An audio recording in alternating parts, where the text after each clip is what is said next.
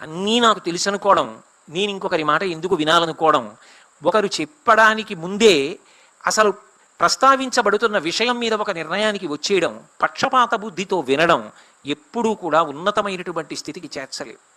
అందుకే మాట వినడం వచ్చిందనుకోండి వాడు తరించిపోతాడు. అసలు ఆ మాట వినడం రాలేదనుకోండి చాలా ప్రమాదానికి వెళ్ళిపోతాడు. రామాయణంలో రావణాసురుడికి ఎంతమంది చెప్పలేదు? ఎందరో చెప్పారు. చెప్పిన వాళ్ళు ఎక్కువ, ఆయన విన్నది ఎప్పుడూ లేదు. వినలేదు కాబట్టే పతనమైపోయాడు.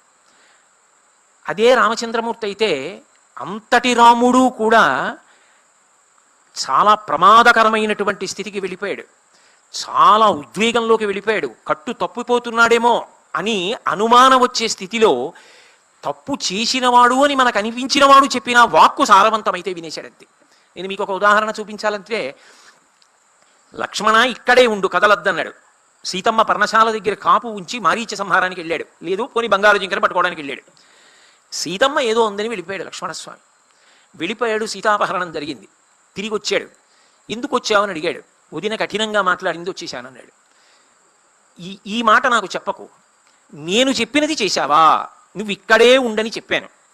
ఏ కారణం వచ్చినా ఉండాలి, నువ్వు అలా ఉండలేదు, వచ్చేసావు కాబట్టి నీది తప్పే. స్పష్టంగా చెప్పేశాడు ఉన్నమాట, ఏం దాపరికం లేదు. అయ్యో వెంట వచ్చాడు బాగుంటుందా ఇలా అంటే అలా ఏం ఉండవు, ఉన్నమాట ఉన్నట్టు చెప్పాడు. అదే రాముడు అంతటా వెతికినా సీతమ్మ కనపడలా. కనపడకపోతే అప్పుడు ఒక మాట అన్నాడు, యథాజర యథా మృత్యు యథాకాలో యథా విధి నిత్యం న ప్రతిహన్యంతే సర్వభూతేషు లక్ష్మణ.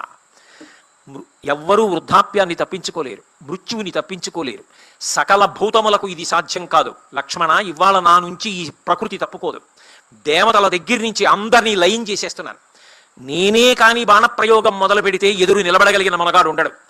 అంత గొప్ప బాణప్రయోగం చేసినప్పుడు కూడా రాముడు అంత అందంగా ఉంటాడు. అంత శక్తి ఉన్నవాణ్ణి కాబట్టి నేను లోకాలన్నిటినీ లయం చేస్తున్నా. వెంటనే లక్ష్మణస్వామి ఎదురుగుండా వచ్చి కూర్చుని అన్నాడు, అన్నయ్య, చింద్రే లక్ష్మి ప్రభాసూర్యే గతిర్వాయు భువిక్షమ ఏతత్తు నీతం సర్వం త్వయిచానుత్తమం యశాః ఏకస్య నాపరాధేన లోకాన్ హంతునహార్హసి. అన్నయ్య, చంద్రుడంటే చల్లగా ఉంటాడని కీర్తి, సూర్యుడంటే ప్రకాశం, వాయువు అంటే కదులుతుంది, భూమి అంటే ఓర్పు, రాముడు అంటే ఎప్పుడూ కూడా గురువులు ఇచ్చినటువంటి విద్యని స్వార్థానికి ఉపయోగించని వాడు, ఉత్తమ కీర్తి కలిగిన వాడని లోకంలో ప్రతీతి. సర్వే వేదవిద శూరాః సర్వే లోకహితే రతాః సర్వే జ్ఞానోపసంపన్నాః సర్వే సమృతా గుణైః. అందుకనయ్యా నీకు విద్య నేర్పారు గురువులు. వదిన కనపడలేదని సమస్త ప్రాణులను చంపేస్తావా? అన్ని లోకాలు లయం చేస్తావా? ఓర్పు పట్టన్నయ్యా. వదినని అపహరించిన వాడు ఎవరో ఒకడు ఉంటాడు, వాణ్ణి వెతికి పట్టి సంహరిద్దాం అన్నాడు. మంచి మాట చెప్పేవరా తమ్ముడా, అలాగే చేద్దామన్నాడు. రాముడు మాట విని ఉండి ఉండకపోతే రామాయణ